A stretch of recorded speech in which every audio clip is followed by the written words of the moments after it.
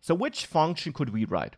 Well, let's say we want to make sure that at some point of time in this module, we can click the plus button and add whatever we entered here to our current result, which initially is 0. And then if we type 5 here and click plus, we want to get 5. So the new result is then 5. If I thereafter type 10 and I click plus, we would get 15, right? So that would be an idea to get started with. And for that, we need a function, or we could add a function that does just that, that adds two numbers. So for that, we can define a function, and it's up to you where you do that. You can actually do it kind of at the start of your script, maybe below your variable definitions, or you can actually also do it at the end of your script, and JavaScript is smart enough to kind of read your entire file before it executes it, and it will therefore find any functions you use so that it then automatically pulls these functions to the top, so to say. So that if you define a function down there, but you then use it somewhere above its definition, you can still execute that code without an error. Something which, by the way, is not possible for variables and constants you defined with let and const.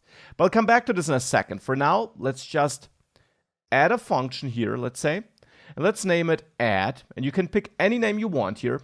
The idea for the name here just should be that it describes the action this function will perform. So if it's a function that adds two numbers, something like add or add numbers makes sense instead of give me two numbers, which describes what it wants to get as an input, but not what it does.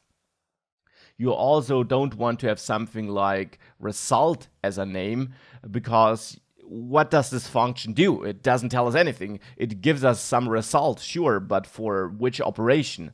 So here add sounds like a fitting name. It makes it clear that this is a function which will do some addition. And then, as I said, a function can but doesn't have to take parameters. Now in JavaScript, and you'll see that throughout the course, of course, there are functions which work without any input. Let's say you have a function which kind of reads something from the HTML page. This probably doesn't take any input because inside of the function you have all the information you need to kind of reach out to the HTML page and get some data from there. On the other hand, a function which should add two numbers probably needs these two numbers which it should add. So we should provide two parameters here.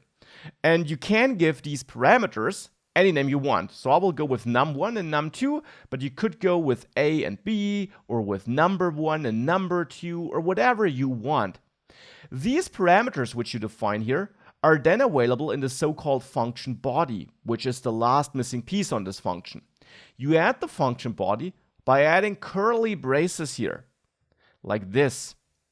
And now important, after the function you don't have a semicolon. Now you could add one, but typically you don't do that. You add a semicolon after all these one-line expressions here, but after a statement, as this is called, which includes such curly braces like this one does here, you don't add a semicolon. You can just keep this in mind. Whenever you have some curly braces with some code, some executable code in between, you don't have a semicolon after the curly braces. Whenever you have these short expressions here, you have a semicolon at the end. So here we have a function, keyword, name, parameters, which are optional, and then the function body. And now in the function body, you can do all kinds of things. For example, we can define a constant in here as well, maybe name this result, and just add num1 and num2 here. Now num1 and num2 are like variables, though they're never defined with the let or const keyword, but they're automatically defined by JavaScript, but they're only available inside of this function body, not outside. So if I would try to do something with num1 here, after the function definition, this would not work because num1 and num2 are variables only available inside of the function body. Now I use them here to add them together because I expect this function to be called such that whatever I get here on num1 and num2 are numbers, and therefore adding them works. And I store the result in a new constant.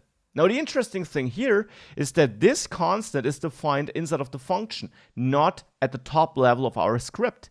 And that's something you can do in JavaScript, and that is actually quite normal.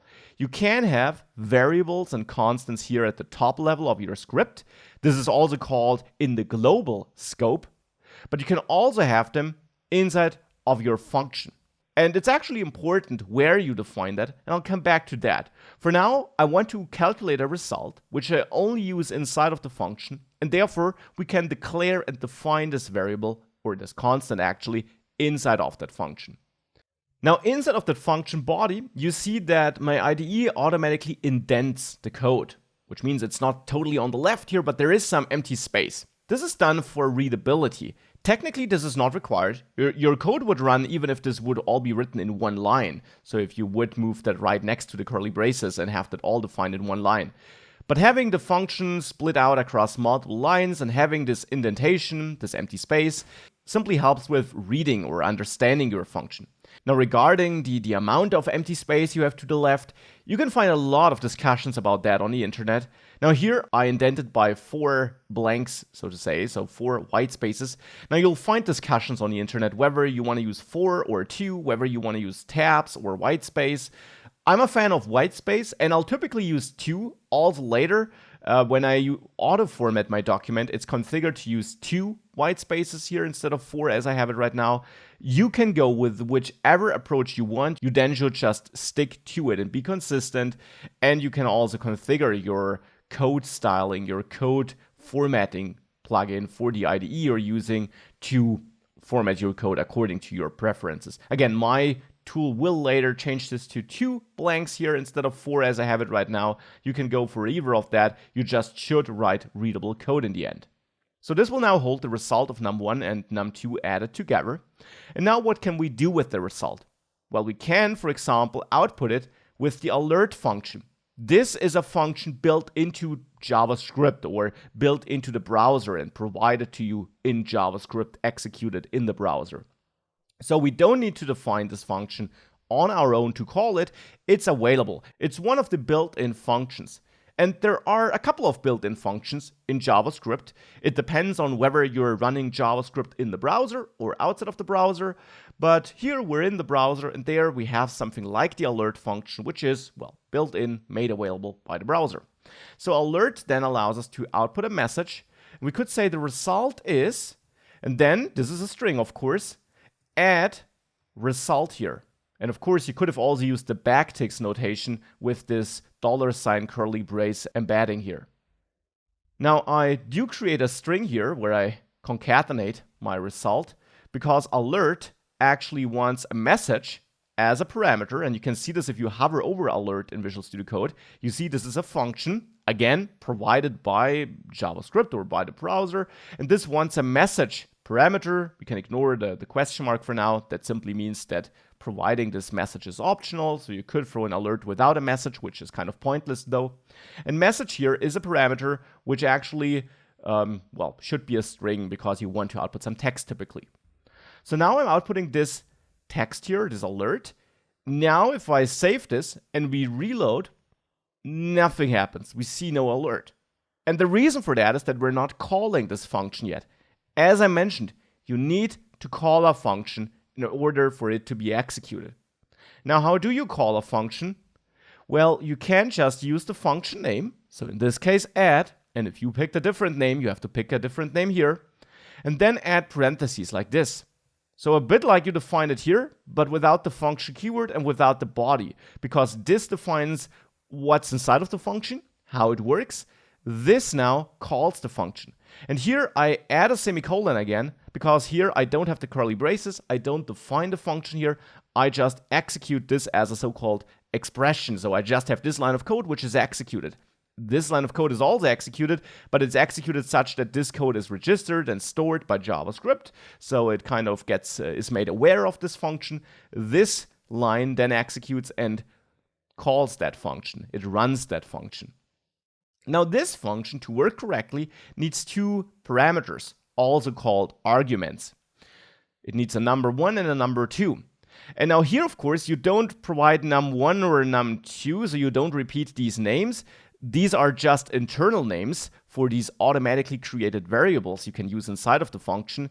Instead, here you now provide the concrete values that the function should use for running. So something like 1 and 2 if you want to add 1 and 2 together. So now num1 would be set to 1 and num2 would be set to 2 for this function execution. And as I said, you can now run a function multiple times by executing it again, with 5 and 5, for example. Now we would execute the function 2 times, one with a value of 1 for num1 and a value of 2 for num2. And then the second time we run it, we pass in a value of 5 for num1 and a value of 5 for num2. And now if we save that and we reload this file, you see, since this script runs right away, we get the alert with the result is 3, because here I'm, well, calling this function with 1 and 2. And if I click OK, I right away get another alert, because we're running this function twice, and script execution is kind of blocked by the alert, which is why the second alert waits until we dismiss the first alert. And in that second alert, I see the result is 10, because I called this function with 5 and 5. And if I dismiss, well, then we see that page being rendered. So this is how we define a function and how we call it in JavaScript. Now I will emphasize again that a function can have as many parameters as it needs if it needs to have some. You can have 1 parameter, 2 as we have it here, 3, 5, 4, as many as you want. And a function can also do one other thing, which we're not doing here. It can return something.